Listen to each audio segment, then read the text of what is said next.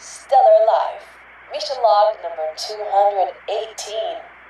If you're so stuck in your ways and you refuse to change and you refuse to be flexible and you refuse to adapt a different outlook, then it is a recipe for loneliness and for sadness, really. So there's no other choice. Change is happening. In this moment, as you and I are speaking, our bodies are changing. I mean, things are changing in every second.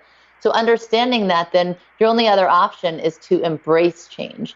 Change is the law of life. We're either going forward or backwards. The only thing you get to decide is which way you go. Welcome to Stellar Life Podcast. Get inspired and live out loud. From love, freedom, and success to having it all. Here's your host, coach, speaker, and shining star, Orion. Roger, you're looking good.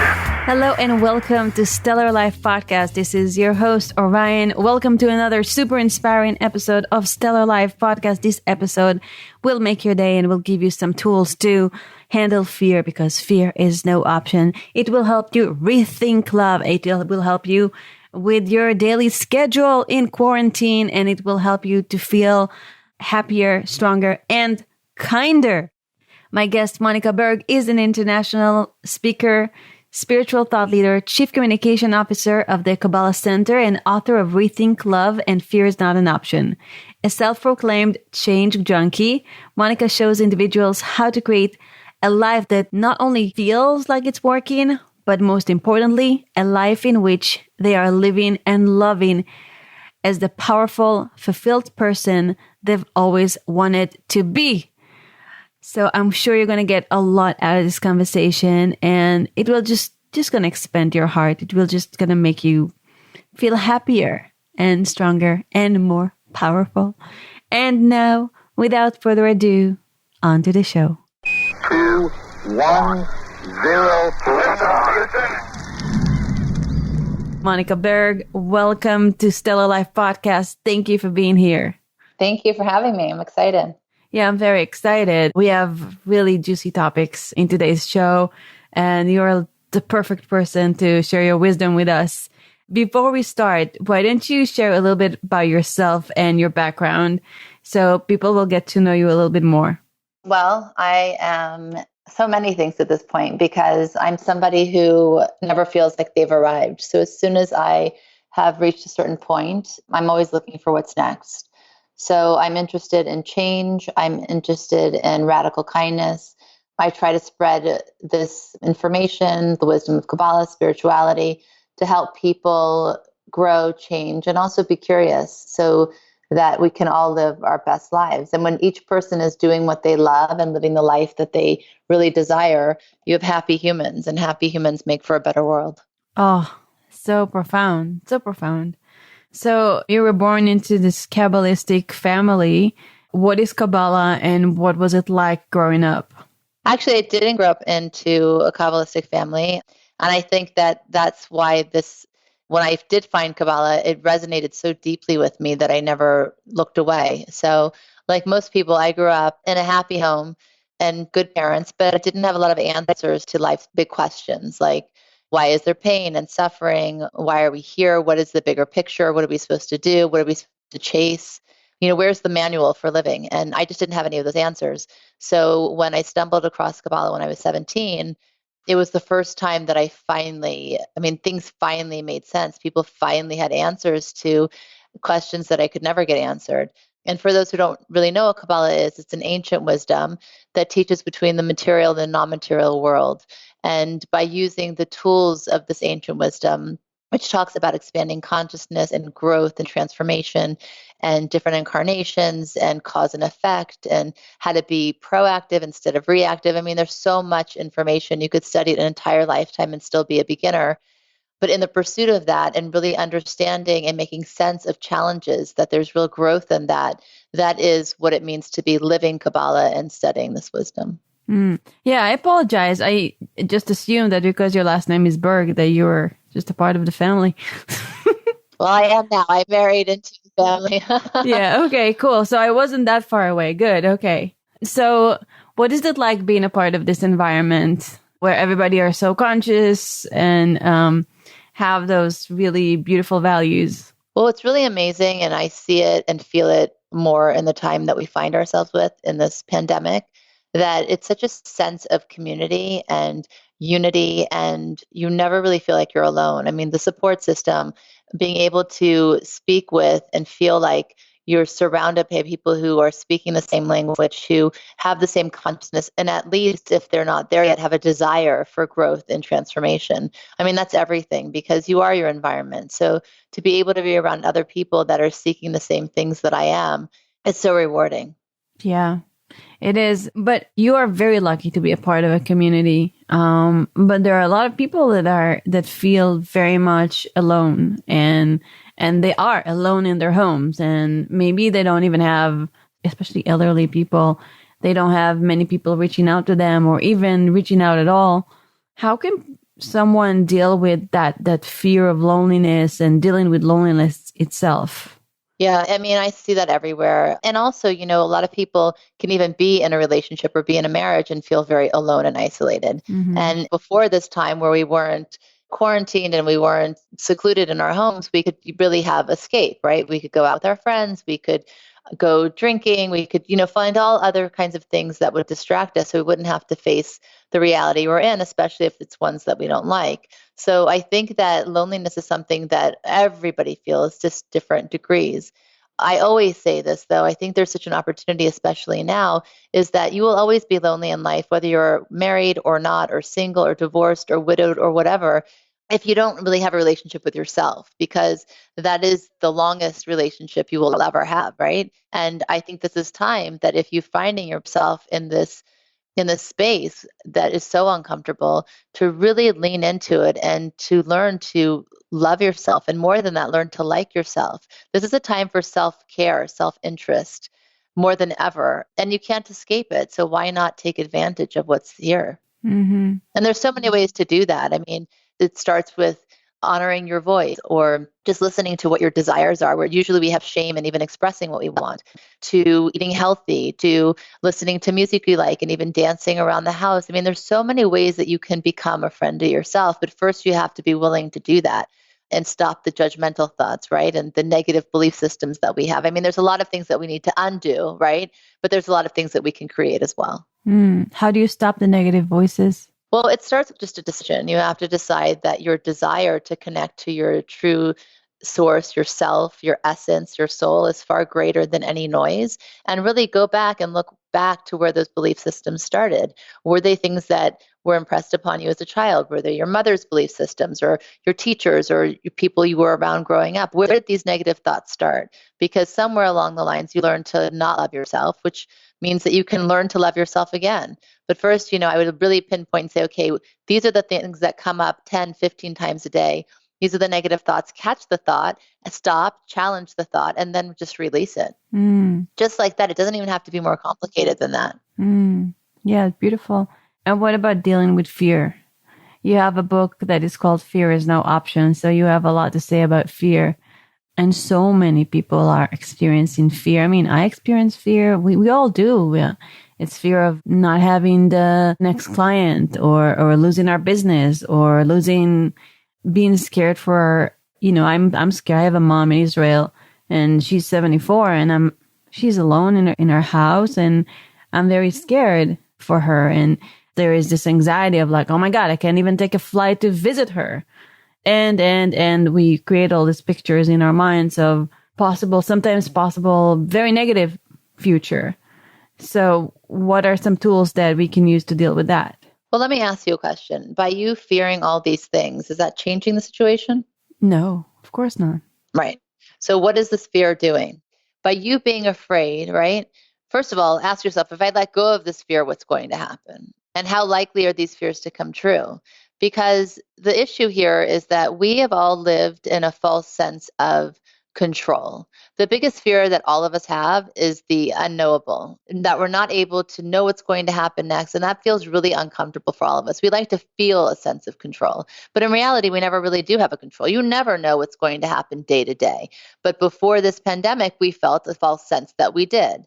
So I think it's this consciousness needs to be glaring. And that is that when we fear the uncomfortable or the unknowable or the uncontrollable, we let fear steal our joy, our happiness, and today. And I don't know about you, but I'm not willing to give up all my days on a fear that may or may never come true.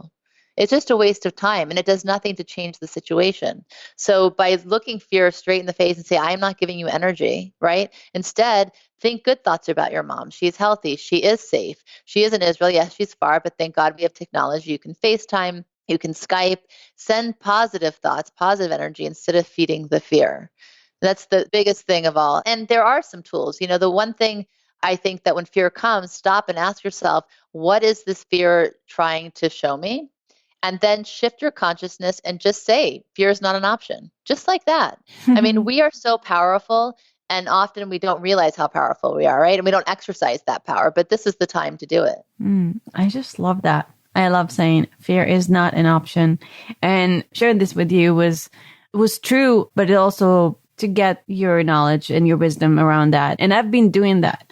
I have been experiencing the fear, dealing with the fear, standing light and love, getting into gratitude of what I have and the fact that we do have technologies. One thing that I do with my mom is I send her videos of I have a young baby and I send her video of us every day and tons of photos because I want her to feel full and feel connected. And we speak twice a day. That's your reality, not the fear. This is what's real, right? That's your truth. Yeah, that's my truth is that I am looking for what's good. And I'm seeing my fears. I'm acknowledging my fears. I don't let my fear take over, but I do acknowledge it. I think, of course, you have to acknowledge it, identify it, and then release it, right? We don't need to hold on to our fears. We don't need to learn to cope with them. We don't need to learn to live with them. We don't need to learn to manage them. Identify them and release them. Mm-hmm. Because it would be like, okay, imagine that we weren't in this pandemic right now, right? If you walked around every day worrying about your mother's health, why would you do that? Her health is good today, right? It makes no sense if you break it down like that. And it's the same thing with this. She is home. She is safe. She is healthy. That's what you need to hold on to, not the fear of what could be. Because if you want to live like that, believe me, you can find 1,000 things to be fearful of every day of your life for the rest of your life. Right. I just read an article today and they said that people that are more educated and have more tools have an easier time dealing with what's happening because they kind of like expanded their horizon and they are more flexible in times of change. And some of us learned more about psychology and spirituality and change, and some of us a little less. And I'm sure we all have the capacity to deal with that. And this is why this type of show is so important for people to remember, because it's a remembrance that they are not alone, that there are some spiritual tools that they can use and they can shift their perspective, like you said. What is fear? That's so interesting, the article, and I think that there is truth there. But I also want to add, because I don't like it to be like, oh, those who are more educated versus those who aren't. I think it's about, of course, expanding your consciousness. Those who are more aware, right, of and have more access to information, of course, are going to have a bigger picture. But I think it also, and more importantly, is really about being a victim. I think many people live their lives with stories of victimization right and left. And by the way, if that's how you're used to thinking, you're really going to be in a situation right now, right? Because victimization is, oh, why is this happening to me? I don't want to be home. I don't want to be stuck. I want my freedom. This is not fair. Why is the world, why are people dying? I mean, yes, okay. And maybe there's all of that. We can feel all of that, but it's not going to behoove you to put energy there. Instead, look for the opportunity in what it is we don't like, what we don't enjoy. There's always a silver lining. Mm-hmm. And your focus, your energy goes where your focus goes. So if you focus on what's bad, this is what your life is going to look like. You're already at home and there is nowhere to go and you're kind of stuck with your own thoughts. So better make them good ones. Yeah, I mean, honestly, I'm kind of enjoying this time in a way. Of course, not all of the people who are suffering, but just a moment to slow down and to pause. Like, I'm so type A, by the way, and I have routine and organization. So for me to be able to have not any external pressure, and therefore I'm not really having any internal pressure, I'm naturally still going to be organized. And I have a schedule and I have 4 kids and I'm managing it, but I'm also stopping to look out the window more and feel the sun on my back and really pause and listen to what my children are saying instead of like, hurry, we've got to do this, or we have that next appointment or that, So there's, again, I mean, right now I'm just filled with gratitude and appreciation in a way that I haven't been in a very long time before this happened. So that's what I mean by silver lining. There's always something that you can see differently, see better, live better than you had. And like we said at the beginning of our conversation, for those that are lonely, were you lonely before this happened? Of course, it's exasperated now, but there was probably something that you always needed to give energy to and pay attention to. Now you have the time to actually work through it. That's right. And I feel the same where I started taking regular walks with my baby and now I'm walking longer and I'm really enjoying the sun and I enjoy walking with him. And also it seems like my husband is getting to actually know him better and play more with him now that he have a little more time with him. So great. Exactly. These are really beautiful things. And I feel very creative lately. And I feel like there is not enough time in the day for me to do everything that I want to do in this quarantine. I know. See, exactly. That's just a different mindset, right? But I think it's great we're talking about this. So your listeners can say, okay, well, where can I apply that to my life? And if you look for it, you will find it. Mm-hmm. So I'm sure there are some moms that are listening to you right now and to me, and they're like, what are you talking about? My kids are driving me crazy. This is nuts. I have 1 kid, 2 kids, 3 kids, 4 kids in the house, and I don't know how to manage it. So why don't you help us with managing schedules with kids? How do you do it? I actually just recently wrote a blog about parenting in the time of Corona. And I think that like with anything, right? If we are going to meet it with, they've got to cover all the material, they have to do all the homework that's assigned, and we put all this pressure, of course, it's not going to be fun. But I think that there's so many ways your children can learn. And more importantly, for me, the other day, my youngest, I was at my desk and she came and she just sat herself on my lap, put her iPad on top of my computer and showed me what her school, something that they were doing, like this singing thing. And I stopped everything. And I can't tell you how much I enjoyed that because there's so many times in the day when she was at school and I missed her. And I thought, wow, she spends almost more time away from me than with me during the school week, right? So instead, I'm using every opportunity as a learning. When I'm exercising, my kids are exercising with me. We're learning in different ways. We're baking together. We're doing math by looking at measurements on the measuring cup. Nice. I think that it's about not being hard on yourself, not trying to be perfect, not judging yourself and comparing yourself to what other mothers are doing, and just say, okay, what does learning look like in my home? What does it feel like? And just enjoy it. Again, lean into it and see how you can make this a fun opportunity for learning, but without all of this pressure, because it's only you putting it on yourself and your family. There's nobody else doing that. That's right. Let go of the pressure. Give it to God. Give it to the angel. Give it to your guide, spiritual guide, and just say, please take this pressure away. Take this load away. I want to be free, because freedom starts in your mind. And you can be at home and feel free, or you can be out and about and feel like you're in prison. Exactly. And does it really matter if they do one math worksheet or all 4 on that same night? I mean, at the end of the day, what is the big picture here? Mm-hmm. They're going to remember how we reacted to the situation. And that's how they're going to learn to deal with stress or discomfort or change. That, for me, by the way, that's bigger schooling that's happening here than anything else. I had a conversation with my friend. She's very active and very, very much alpha. And now she's got her daughters at home. And we're on the phone and she's telling her daughter, please connect the dots. You have to connect the dots. And the little girl was trying. She couldn't do it. She's like, she can't connect the dots. She was like so hysterical about it. And I was like, maybe your daughter is not the type of kid that likes to connect the dots. She's so talented and such a light in other ways. And she's like, but she won't be able to finish her assignment. I was like, what does it matter that she won't be able? She's like, what about next year? We don't know what about next year. Right now, right here, right now, just look at her. She's such a beautiful light, and she just doesn't like to connect the dots, and that's fine. Not all kids are really good at connecting the dots. Some kids like to draw outside the box, and that's okay. She's probably a genius. So I calmed her down. Exactly. And I don't know if you found this, but it's been great to watch how my daughter, the youngest especially, is learning and where she gets frustrated and when she doesn't. And because sometimes you just have these parent-teacher conferences and you get a little window where it's mostly based on their opinion. But I like that I have a front row seat now into her learning. Again, it's really just your perspective and your perception of what's happening that's going to make or break this for you. What about, do you have a schedule? What's a day in your life look like these days? Yeah, I have a schedule. I mean, the best part of the schedule, by the way, is I'm not using an alarm clock for the first time maybe in like 25 years. And that feels awesome. We have breakfast together when it's super casual. We listen to music. We say our prayers together. I love that time.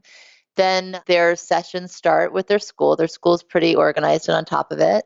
I start working then, and then I work out and they have lunch. And so we're in and out all day, with each other. And I'm able to write and start working on my next book. And I'm just being super flexible, but there's a schedule from like 8 to 3. But even with that, there's a lot of movement in it and there's nothing rigid. Like, okay, this is what we're going to do now, or we're going to play this way, or, it's really just being open to how the day goes and following somewhat of a structured day for sure. It seems to me like you're able to stretch time because you're managing 4 kids, you're managing your business, and you're cooking. How? Well, we all participate. We all participate. My husband's a really great partner too. And we have a rhythm. I guess that's the best way to describe it. We have a rhythm and everybody knows what's expected of them. And also when one of us needs something, we're able to be vulnerable and ask for it and ask for help without any judgment. And that's taken my husband and I, we've been married 24 years. And so my kids now have learned that model too. And that's why it flows like that. Oh, that's beautiful. Congratulations. So give us some helpful tips to, unfortunately, the reality is that some people are going to get divorced after this, and some people are going to be stronger than ever. And in some cases, unfortunately, there is more domestic abuse. So every household is dealing with a different thing. But I think for the most part, most of us will be very strong coming out of this. So to make sure we are, what are some tips that we can do, that you do to stay connected with your husband, to share more love, to reduce stress? Well, I think that the ones that will find themselves wanting to divorce after this, I think that their relationships probably weren't very strong in the first place, and they also neglected to give it attention and care and love, and not just to each other, but to the relationship itself. We tend to put a lot of emphasis and energy into our careers, into having children, into really everything else. But when it comes to relationships, we put a lot of energy into finding the one. And once we do, we think it's going to be effortless and seamless, and this love will be like it is forever, and we're going to be friends forever. And of course, like anything, if you don't put effort into it consistently and energy, then it's going to be neglected, right? So I think that for those who still have that spark and do love each other and the relationship's okay, but not great, I think now could be a really good time to reboot it. Some of that is to awaken appreciation for one another. And it's both in thought and in expression. So I think very often one of the first things that happen when people get married or when they've been together for a while is that we lose appreciation for the other person. And when you lose the appreciation, it's harder to access the love for the person. You might still love them, but you won't access them. And we are really good at fooling ourselves. So we might think, oh, we don't feel the same way that we do. In my book, I give an example of that with my oldest. When he became a teenager, I found myself losing a little appreciation, and I wasn't really aware of it even, but I remembered when he was born how much I appreciated him, his smell, the feeling of his head cradled in my hands, the way his hair stood straight up, his soft skin on my neck. And then when they become teenagers and they get kind of, a mouth on them and they talk back to you and they kind of judge you for a minute because that's a normal process of life. I remember I didn't feel the love. Now, of course, I knew I loved him exactly the same. His soul is the same at age 3 as it was at 13, but my ability to access it was different. The same thing happens in romantic relationships. So I would say one is appreciation, and the other is to express intimacy. And that's not just sexually, that's really paying attention to one another. If they want to share something with you, really be interested and share with them, because as we change and evolve as people individually, if we don't go back as a couple and share that process, it's really easy to change separately and then just be side by side. And before you know it, you're just roommates. So those are just two, but I have like endless. I mean, I can go on and on about this. Yeah, keep going. I like that. These are amazing tools. And a big one is, again, be available to one another, which is connected to the intimacy, and also laughter and levity. I mean, if you think about when you first were dating, it was fun, right? I mean, yes, we always talk about marriage being work, and people equate work with being a hard work and miserable and really painful. I'm not talking about that. I'm talking about effort when I say work, but also make sure you reintroduce that magic ingredient that you had at the beginning. It has to be fun also. Especially now, even if you're stuck in your home, you can have date nights. You can, cook together, or you can make a cocktail that's something different and new, or you can sit and read to each other or read together, dance, do karaoke. It's endless. Again, it all starts with desire and then effort. Yeah, I want to get a karaoke machine. It sounds so much fun. Well, you can actually, there's apps. You can do it on your computer. I don't even think, if you want to take it to the next level, you need a machine, but you could even just download. They have songs and things you could do. It is fun. It's really fun. Yeah, I want a microphone though. I have to have a microphone. These are amazing. A couple of days ago was my birthday. Happy birthday. Thank you. And I had the best birthday. I baked an incredible chocolate cake, and I'm not a baker, but it was so good, still so good. Every time I open the refrigerator, she's like, please eat me. I'm so sweet and delicious. And I'm like, no, too much sugar. And then I eat like a big piece of cake. But yeah, so my husband was so sweet. He went out and he battled that coronavirus and went to a few supermarkets and got me balloons, and then he couldn't find flowers. So we went to another place and he found flowers, and he came home and he was so sweet with those balloons and the flowers and the card.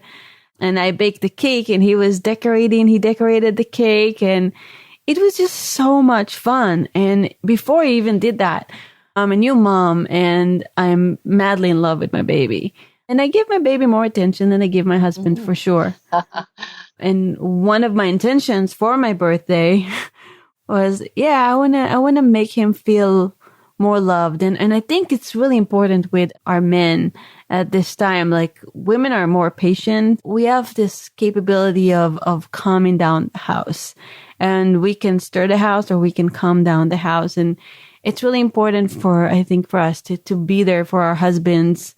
We have to have their backs because they are very, very stressed these times, and we need to be there for them, and we need to be more loving, more kinder than ever. Even if we are stressed. And if we are stressed, we need to handle our own stress so we can be better for others. Well, absolutely. What's really interesting also is that the way that men and women understand intimacy is very different. For women, we connect looking at each other eye to eye and having conversation. That makes us feel really loved and connected. For men, honestly, it's much more sexual. They feel a closeness by being able to be physically intimate with us. So like you mentioned, when you have the baby now, of course, it's so natural for first-time mothers, especially, all of the attention goes. I mean, you can't, you feel like you've never loved in this way before. I mean, this baby is just like everything. And it's easy to kind of neglect the person that helped the baby come into the world, right? And because men don't really express themselves necessarily, I mean, some men do, but for the most part, they're not really that in touch with their feelings to be able to say, listen, I feel neglected, or, I want to go back to how we were, or whatever it is. It is very important to really understand that for men, they do need that kind of feeling and that connection. Mm-hmm. The other thing is that there's a lot of studies that have been done where, again, women, when they want to connect, they look face to face. But men, if you've ever seen teenagers, and I remember the first time I saw this with my oldest son, he had a bunch of boys over and they were playing video games, and they were just next to each other playing games, not even looking at each other. And I remember thinking well, they can all just be alone. I don't need to have a room full of boys. It was smelly and stinky. The room was dirty. I'm like, they can all go to their own houses. But then I realized actually that's how they were connecting. It was by sitting side by side, working on something together, that made them feel really united. So I think that part of our responsibility as women, and I think it's men's responsibility, is to know us this way as well, is to see that we really understand and experience intimacy in different ways just by our sexes alone. Yeah, beautiful. Before we started this interview, we had a little chat and you told me that you are a change junkie because I asked you, how are you handling everything? And you were like, easy. I'm used to change. I'm a change junkie. What is a change junkie and how can I become one? Yeah, so I do call myself a change junkie. I wasn't always this way. As I mentioned, I'm a Virgo. I'm very type A. Oh, my son is a Virgo. Oh, really? When's his birthday? September 5th. I'm the 10th. Ah. So I understand. But I decided to really embrace change when I realized there's no other choice. Change is the law of life. We're either going forward or backwards. The only thing you get to decide is which way you go. So when I understood this, I realized that, and by the way, we all love the idea of change, right? Everybody's like, oh, I want this in my life to change, or we crave change, so we cut our hair, we want to move to a different neighborhood, or we get a different car. But the truth of the matter is change is very uncomfortable. So most people run away from change because their first experience with change was not necessarily something they wanted, right? Maybe their parents got divorced and now they had this new change of having to live in two households. So our first experiences with change, again, usually aren't great. But when you realize that there's no other alternative, you can actually really lean into change and you can become a change junkie. So that is, by any situation that happens in our life, you derive meaning and purpose from it. And to do that, you have to, again, first change your idea of what you think change is, accept that it's inevitable, and determine your own relationship with change. You're either going to love it or hate it. So a lot of this is just your consciousness alone. That's the first step. Then the more you know who you are and what you love and what you hate and what excites you and what drives you, the closer you are to achieving what you want. For any of this to occur, for you to live your best life, you have to go with the flow. You have to be able to go with the punches, be flexible. Things will turn out in ways that you hadn't anticipated, but often they're going to be better than you anticipated. If you just are able to say, okay, it's not what I had in mind, but maybe it's going to be better than what I had. Because very often the process is the purpose. We're so set on the purpose, like this is my goal, this is what's meant to be, that's how it's supposed to go, that you miss all of that stuff in the middle. The middle, that process, that's where real learning can occur. And if you're really paying attention, and again, you're really open in this way, then you might decide that the purpose is different than what you anticipated. Maybe you wanted to go to point A, but then you ended up at point B and it was even better than you imagined, right? This is living a life of change. This is what it means to be really a change junkie. And the truth is that a successful life is a life of comfortable discomfort. And I'll liken it to a workout because I exercise a lot. So when you're working out, at least when I do, I like the pain of it. I know that something's changing and transforming through that pain. And I know what my goal is, right? So I'm like, let's push harder and push harder. It's the same thing with life. Growth isn't easy, but choosing change over discomfort takes courage, resilience, and self-love. And for me, that's really everything. I love that. And I also, if somebody wants to be better at change, they do need to exercise because exercise gives you so much energy. And your physical state totally affects your mental state. I think I'm very adaptable because of my upbringing, because of the fact that, you know, when I was 22, I almost had no money and I just took a flight to Japan, decided to wanted to stay there for 3 weeks and ended up staying there for 3.5 years and traveled the world. And, you know, I've been around a lot of people, around so many situations, some quite scary, some quite uplifting, some quite luxurious. So I've been through so much that I became a very adaptable person because I had to become adaptable. And this is the most important thing because as we grow, as we become older, it's harder to be more adaptable. We develop an identity. This is who I am. This is how I do things. This is my routine. And that's my identity. And we hold on to this identity thinking that this is who we are. Our habits are not who we are because we created those habits. We created some situations in our lives and we can change it.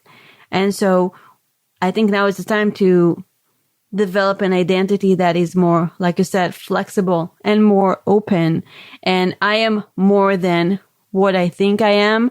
I am more capable than I thought I am. I am more adaptable. And if somebody doesn't believe it, even a simple affirmation every day in the mirror saying, I am flexible, adaptable, and I can handle whatever's coming my way, even this type of affirmation can really help someone change it, because that affirmation can become a part of our new identity, because all of us need to develop a new identity, whether it is in our business, change the way we do business, change the way we do our personal lives, change the way we do everything. So this is a time to go into an identity shift. I agree. And like you said, when people resist change, that's when they get stuck in their ways and then they become really unhappy and miserable.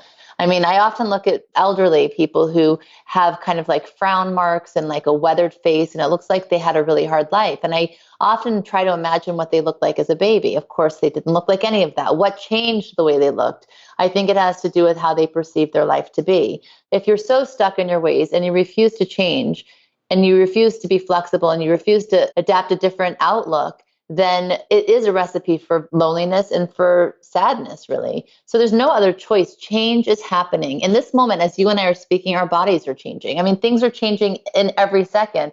So understanding that, then your only other option is to embrace change. And for you, like you said, so you ended up being in Japan for 3 years, and you could have been like, oh, I don't want that. I want stability now. And you could have decided to live a very different life, right? I think the fact that you're doing this podcast alone shows that you're somebody who is interested in change and growth. Not everybody realizes it's something they need, but I'm telling you, it absolutely is. Yeah, thank you for that. Let's talk about radical kindness and what we can do to help others in this time. Yeah, I think that, and that's another thing I love talking about, because I think very often people wonder, how can I get out of the rut that I'm in, or what should I be doing in this time, or what should I be thinking? And really the prescription is to do acts of kindness, to think of other people, to be sharing, because that creates happiness. I mean, that's the thing about giving. It's kind of the irony, right? If you want to receive and you want to be happy and you want to have all the good things in life, then you need to be a giver. And that means to not just be charitable, but to give when you really don't want to give to the people that you actually judge, to give when it's really uncomfortable. That is what creates this transformation. And that's what radical kindness is. It's to give not just with your hands, but with an open heart. And that requires something completely different in your giving. Can I give you some examples? Yeah, I think that, for instance, we also in Kabbalah call it transformational sharing. If, for instance, somebody who is a billionaire gives $1 million to charity, right? It's very charitable. Nobody would deny that, of course. And it's a very good deed. It's very kind. It's all of those things. But the radical kindness would be if that billionaire actually got down on his or her hands and knees and was with the people cleaning the garbage or cleaning the toilet, or doing something that was really out of their comfort zone, right? Because in that kind of giving, it's easy to judge people and say, oh, that person's not really deserving. It might be easier to write a check than to do the latter for somebody who has so much, right? It's in those kinds of things. So I think, again, and that's why I said to give to people we even judge, right? That's where kindness comes in. It's a completely different muscle and different animal than just being sharing or giving. Mm-hmm. I saw a few examples of radical kindness from some posts I saw from Israel, where there was this kindergarten teacher who made 30 goodie bags to her students, and she got a special permission, and she went and visited every child from a distance. They had a very long distance between her and the child. And she was dancing with them, and she visited 30 kids just to say hi and make them feel good. Another example was this woman on this Facebook group who's was just calling out to the community and say, hey, I'm in the center of Israel, and if you want me to bring anything to your elderly parents, then just buy it, and I'm going to go and I'm going to deliver it for you. And there are groups of young people that are going and shopping for elderly people. And so this sense of community is really, really important, because we need each other and we need to help each other. Yeah, I mean, it's really doing something that you don't have to do and that you're not getting something directly back from doing it, right? There's no immediate gratification. It's just doing it because we know that we're all linked together, that your well-being is connected to my well-being, that there's no separation between any of us. Mm-hmm.